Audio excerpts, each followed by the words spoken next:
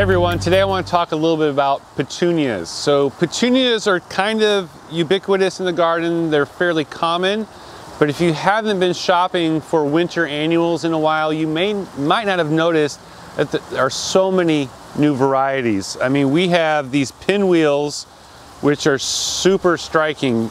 These make a great ground cover like all the other petunias do in the garden. They also do fantastic in hanging baskets.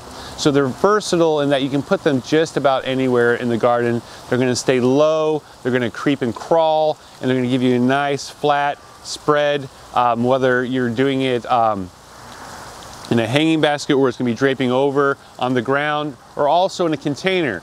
So a lot of times we're trying to freshen up the house for the holidays. We have guests coming over, things like that.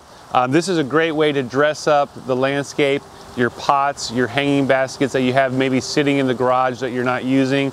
Petunias give you a lot of color for a really long time. We start carrying these in the late fall, early winter. We carry them all through the winter into the early spring, and they're a great way to get versatility and a lot of color varieties into the garden. We have the pure whites, we have even yellows now. Yellows are a fairly new introduction. The last several years we've been seeing a lot of the yellows.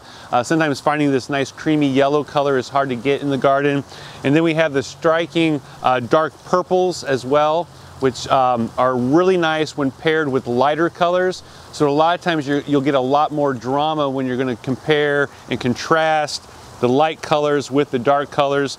And by putting like the purples and the whites together, you got the purples and the yellows, which look really great together in a combination. Or you can start working with groupings of 3 different colors. So petunias are an easy way to jazz up the garden. Come check them out. We'd love to show them to you.